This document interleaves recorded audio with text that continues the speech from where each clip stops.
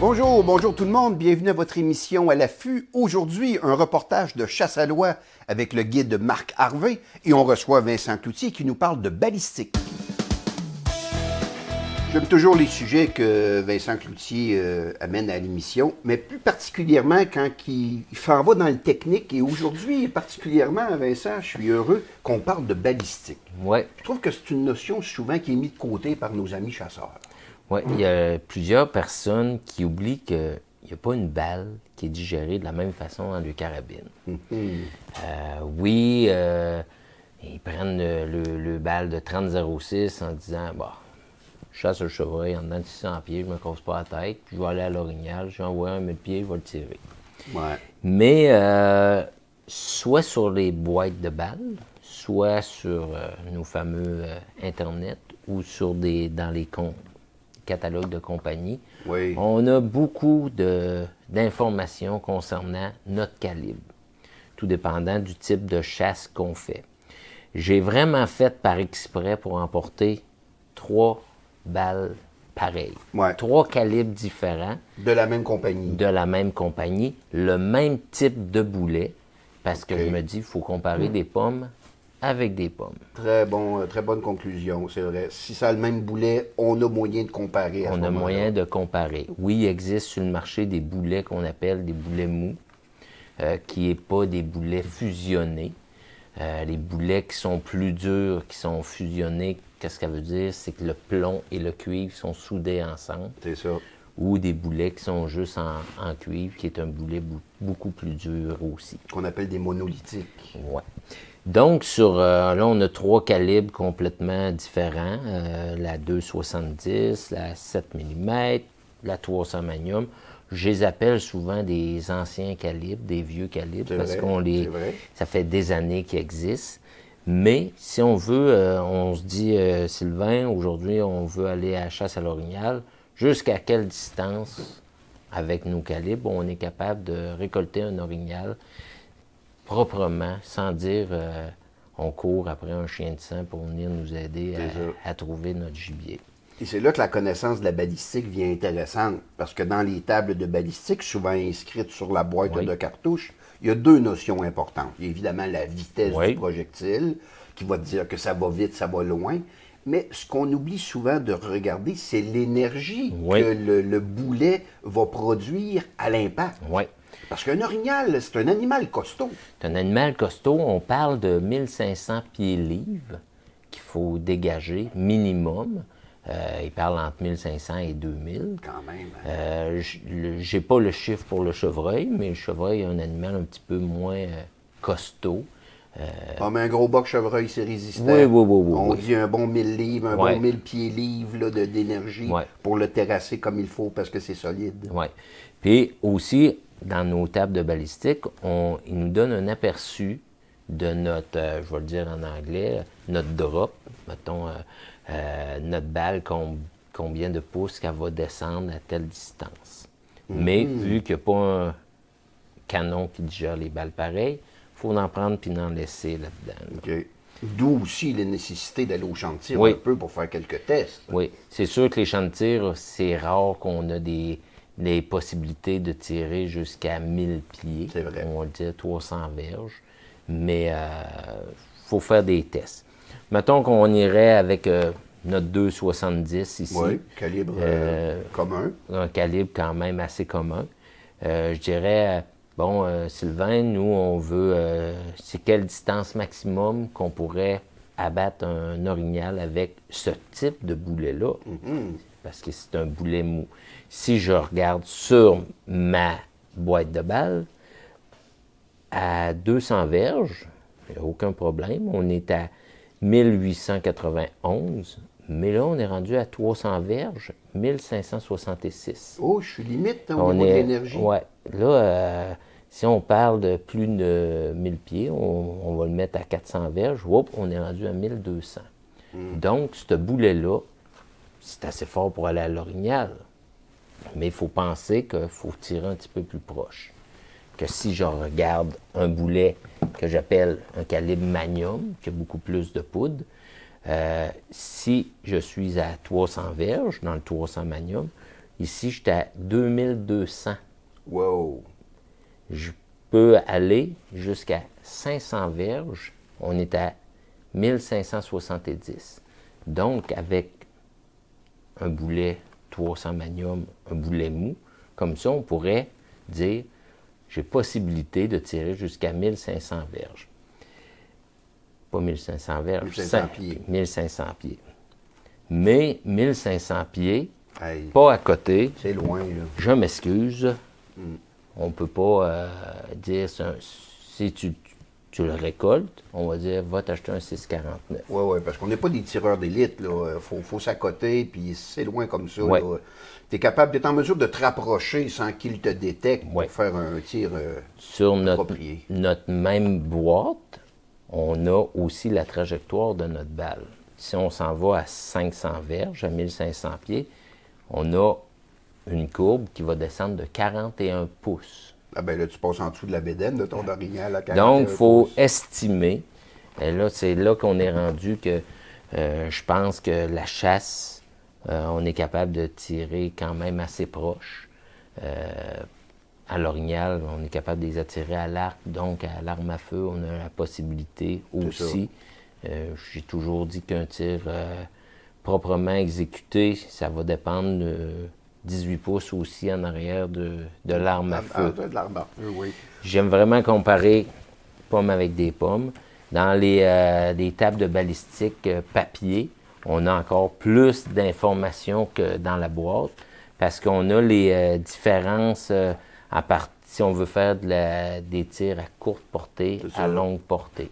Donc, chaque compagnie, c'est sûr que dans le catalogue Remington, on ne verra pas les balles fédérales. C'est sûr, et c'est sûr. ainsi Mais de ça suite. donne quand même une bonne Oh, idée bon, au bon, niveau oui. de vitesse et d'énergie. Oui. Puis en conclusion, ben, on dit aux chasseurs, tentez de vous rapprocher si plus possible pour éviter justement des tirs qui pourraient ne pas atteindre la zone vitale. Très intéressant Merci. cette capsule, Vincent, merci beaucoup. Nous, on se dirige vers notre reportage de chasse à l'oie.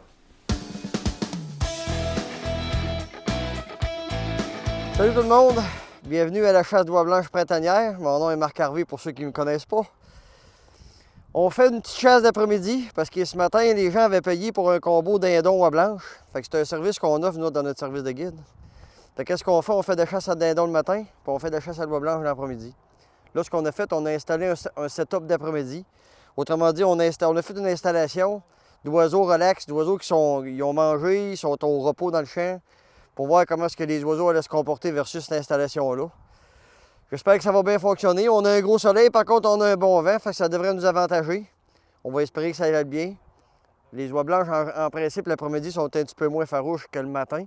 Moins de pression de chasse, surtout l'après-midi. La majorité des gens qui chassent le matin. Très peu chassent dans l'après-midi.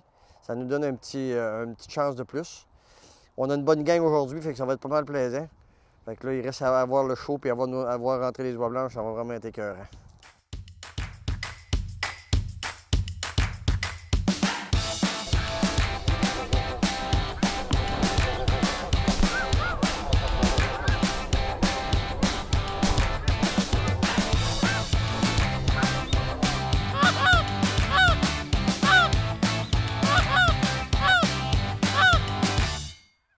Ici, en région de Montmagny, tout l'estuaire du Saint-Laurent, que ce soit côté sud, côté nord, on est obligé de jouer avec des gros degrés de marée. Autrement dit, on a des marées qui varient entre 15 et 25 pieds, tout dépendant des petites marées, des grandes marées. Fait que ça influe beaucoup sur le déplacement des oiseaux.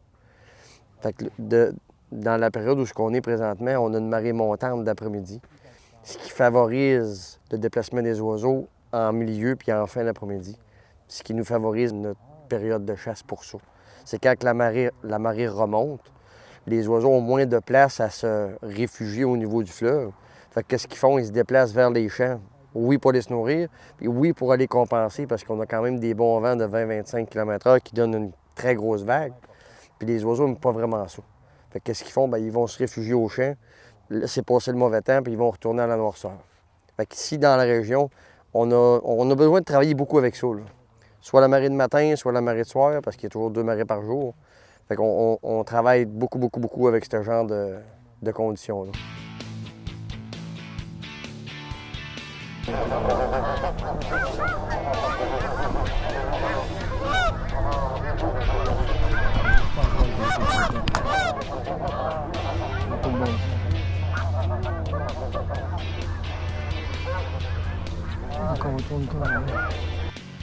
Des oiseaux très peu coopératifs. On a 2 camps d'oiseaux qui se sont positionnés, un derrière nous, un devant nous.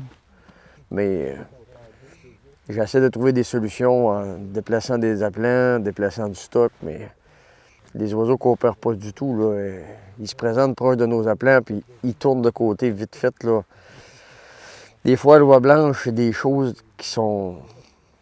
On ne sait pas pourquoi. C'est très difficile de trouver le petit point ou la petite virgule qui fait que les oiseaux vont se mettre à bien coopérer versus qu'est-ce qu'ils ne coopéreront pas, là. Même avec bien des années d'expérience, là. On a une belle installation, il est bien monté, mais les oiseaux veulent absolument rien savoir. Fait que là, on a une baisse de luminosité. Peut-être que ça va donner une chance quand la luminosité descend un peu, que les oiseaux viennent nous voir un peu plus, mais le vent commence à diminuer. Le fret se réinstalle, les oiseaux vont vouloir gagner le air de, mettons, pour passer la nuit, là, tout le bord du fleuve au complet. Là. Fait que, on attend encore quelques minutes, là, puis après ça, on va probablement ramasser le matériel, puis on va passer la journée de demain.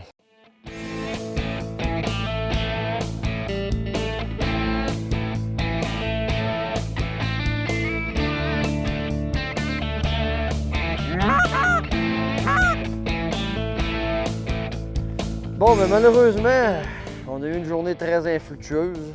Bien, plutôt un après-midi. Ce matin, on a eu quelques belles rentrées d'oiseaux, mais on avait des conditions particulières, là. Les agriculteurs travaillent beaucoup leur champ. Fait qu'on se ramasse souvent avec des difficultés que les tracteurs sont là, ils font de l'épandage, ils vont circuler à gauche et à droite dans le champ parce que veut pas, on est au printemps. Ils préparent leurs semences pour la saison estivale qui s'en vient. Là, ce qu'on a pu constater, c'est que les oiseaux se positionnent de chaque côté de nous à soir, là. Je ne sais pas pourquoi. Ils ne voulaient pas coopérer du tout pour rentrer dans notre installation, là. Pourtant, on avait une belle répartition d'appelants, des appelants au repos, des appelants en semi-alimentation. On sait qu'on n'a pas un champ énormément rempli de nourriture. Par contre, c'est un secteur où les oiseaux circulent énormément. Fait qu'en principe, ça devrait être un bon secteur pour la chasse à l'oie.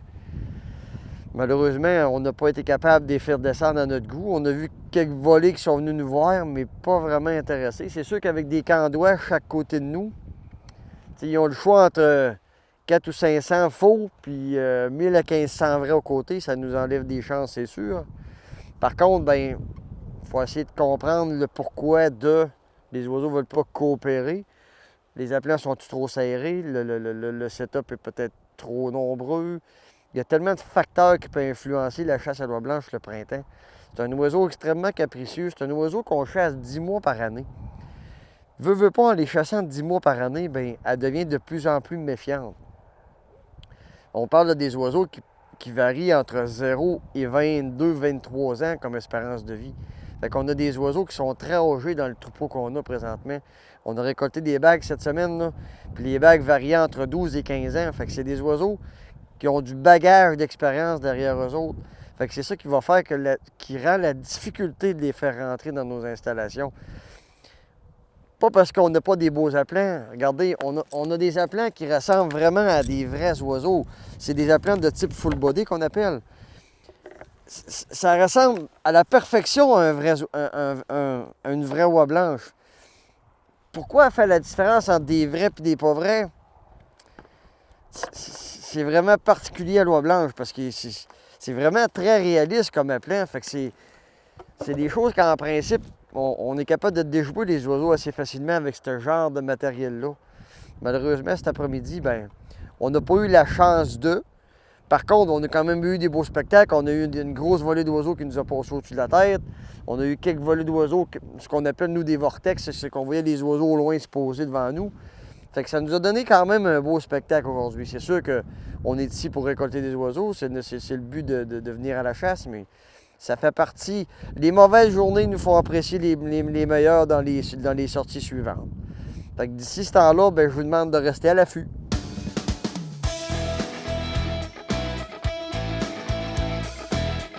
Vous êtes habitué qu'à l'émission À l'affût, on ne se cache pas derrière les excuses, on vous montre la réalité. Donc, le reportage de Chasse à l'oie que vous avez vu en est un exemple. Et pour agrémenter ce reportage-là, exceptionnellement, ça me fait un grand plaisir d'accueillir le guide de chasse professionnel, Marc Harvey, en studio. Salut, Marc. Salut, Sylvain. Merci de t'être déplacé pour venir un peu nous parler de la réalité de la chasse. Oui, surtout la chasse à l'oie blanche printanière. C'est une des chasses les plus difficiles qu'on peut retrouver en Amérique du Nord. Pourquoi? C'est un oiseau qui se fait chasser plus ou moins 10 mois par année. Incroyable. C'est fou. Il ne faut pas oublier que les Américains la chassent. Exactement. Puis les Américains la chassent, puis à grand volume, parce qu'il y a beaucoup plus de pression de chasse au niveau américain qu'on peut en avoir au niveau canadien pour le nombre de chasseurs. Fait que c'est un oiseau qui fait un grand déplacement, puis qui est assujetti à avoir beaucoup d'installations de chasse. Pour être capable de réaliser une bonne chasse de printemps, là, tout bon service de guide, nous autres, on est contents, pour un groupe de 6 à 8 chasseurs, quand on est capable de récolter une vingtaine d'oiseaux. OK. Ah. Tu sais, faut pas vendre du rêve à toute épouvante, là. La réalité de la chasse printanière, c'est ça. Quand on réussit à récolter 20 oiseaux dans une chasse de printemps, là, on est vraiment content. Pourquoi? Parce que ça prend toutes les conditions optimales pour être capable de récolter cet oiseau-là. Pourquoi? Depuis 1999 que la chasse printanière est instaurée, Oui. l'oie blanche a changé énormément son comportement. Avant 99, on faisait ça que l'automne. On avait des petits groupes d'oiseaux, des 3, 4, 5, 6, petites familles qui venaient nous voir à chaque fois qu'on allait à la chasse. Un peu comme le comportement de l'outarde. Quand ils ont instauré la chasse de printemps en 99, oui, les premières années ont été très fructueuses. Oui. Par contre, l'oiseau s'est adapté extrêmement vite. Fait qu'il est devenu de plus en plus grégaire et à sortir le matin par très gros volume d'oiseaux. Autrement dit, au lieu d'arriver par 10, 12 petites familles, ils peuvent arriver par 1000 à 2000 oiseaux en même temps. Toujours dit, un oie blanche a le cerveau gros comme un pois. Mais si tu mets 10 000 pois ensemble, ça fait un très gros cerveau. Ça fait un très gros. Ah, j'aime ça, j'aime ça. C'est ça. Puis on se rend compte par le bagage, il y a certains oiseaux que les biologistes vont aller dans le nord, vont lui mettre des bagues, ou ce qu'on appelle nous autres des neckbands, qui sont pour le chasseur un trophée, vont nous permettre de savoir l'âge des oiseaux qu'on récolte. Juste pour te donner un exemple. Cet automne, on a récolté 4 oiseaux bagués, 4 oiseaux en haut de 15 ans, tu sais, 16 ans, 17 ans, 18 ans jusqu'à 20 ans. Voyons donc, hein? Qui devient quand même exceptionnel pour ce genre Oui, d'oiseau-là. on ne pense jamais qu'un oie des neiges peut vivre 20 ans Voilà. à faire les allers-retours entre l'Arctique canadien et la côte est américaine. Exactement. C'est Wow. c'est ce qui fait que ces oiseaux-là sont extrêmement éduqués. J'aime le terme éduqué parce que c'est un terme qui est accepté en biologie. On dit qu'un animal vient éduquer à force parce qu'il apprend de son environnement. Voilà. Et on le chasse toujours sensiblement de la même méthode. Ben Tu sais, oui. On met une cache, on met des appelants, on a des appâts électroniques. On essaie de disposer, de faire des différences dans nos installations pour nous permettre de récolter plus d'oiseaux en essayant de déjouer ces oiseaux-là. Mais on se rend compte qu'en chasse printanière, souvent les appelants qu'on va mettre vont être un facteur d'erreur. Pourquoi? Parce que c'est un animal qui ne vit pas. C'est un morceau de plastique blanc. Oui, la forme, il ressemble. Mais vu que les oiseaux sont de plus en plus vieillissants, sont de plus en plus éduqués, on les leurre moins facilement. Ils vont détecter l'arnaque assez vite. Surtout que tu viens de me dire que ça faisait pas bien des semaines qu'il était chassé aux États-Unis. Donc, en arrivant sous nos cieux, elles s'attendent également à se faire chasser. Exactement. Doublement méfiantes. Doublement méfiantes, exactement. Puis souvent, ce qui nous permet de récolter beaucoup d'oiseaux à l'automne, c'est le nombre de juvéniles.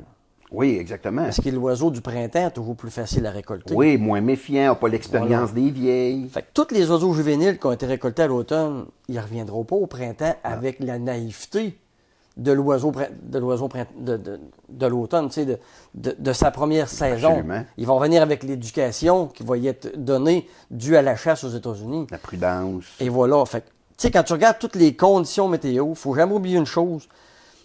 Quand on chasse le printemps, on chasse des résiduels d'automne. Fait qu'on chasse des sites de chasse où ce que les oiseaux, il reste presque rien à manger. Intéressant. Des résiduels d'automne. Tu as bien raison. Oui. À voir ça de même, là. Ben oui. Fait que si les oiseaux étaient là 2-3 jours, pour garder un oiseau au même endroit, là, ça y prend 3 choses essentielles. De la nourriture, Absolument. de l'eau, puis une place se reposer. Si elle perd un de ces 3 choses-là, elle se déplace. Il faut s'en aller ailleurs. étant donné qu'on chasse un résiduel, c'est la difficulté de chasser l'oie blanche le printemps. Oui, on fait de la prospection, on trouve notre oiseau dans le champ cette journée-là.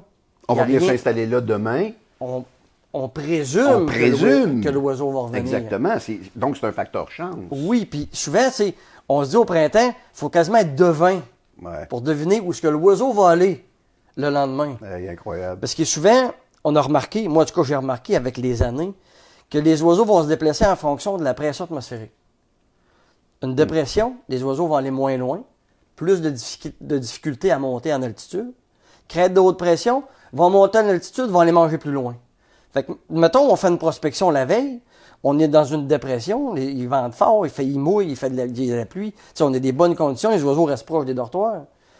Je vais trouver un site de chasse qui, pour ma part, à moi, sera un bon site de chasse. Absolument. Je regarde la météo du lendemain, crête de haute pression, vent contraire. C'est sûr que l'oie blanche ne reviendra pas là. 99% du temps, ça arrive. Elle va se déplacer en fonction, parce que c'est un oiseau qui s'est habitué à voler en altitude, n'a vraiment pas de difficulté à voler. Ah oui, puis en plus, c'est pour éviter la portée de tir également. Exactement. Puis en plus, les biologistes nous ont dit qu'ils pouvaient voler jusqu'à 8 à 900 km par jour.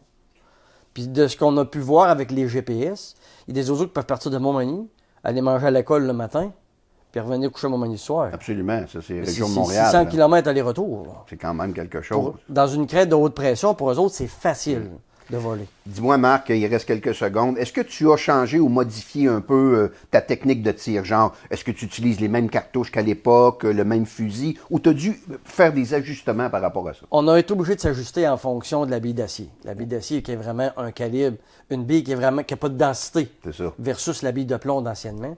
Oui, on a trouvé de grossir nos billes, les vitesses de balle ont changé. On a trouvé d'adapter nos tirs de chasse en fonction de ça. Chez nous, je recommande toujours une bille assez grosse. Pourquoi? Parce que les journées qui vendent fort, C'est ça. étant donné que la bille n'a pas beaucoup de densité, à part au vent. Mhm. Fait que plus la bille est plus grosse, moins elle va avoir tendance à partir au vent, plus le patron va rester stable avec un bon nombre de billes pour entrer dans l'oiseau, pour récolter des oiseaux proprement. Tu sais, on n'est pas là pour blesser des oiseaux. Là. Absolument pas. On Puis est on là. parle de tir de 30 verges et moins à peu Oh près. oui, oui, le plus proche possible. Le plus là. proche possible. Oh, oui. Très intéressant, Marc. Ton complément de reportage, je suis sûr, va faire sourciller bien les chasseurs et au plaisir de vous voir ajuster en fonction d'un oiseau de plus en plus éduqué.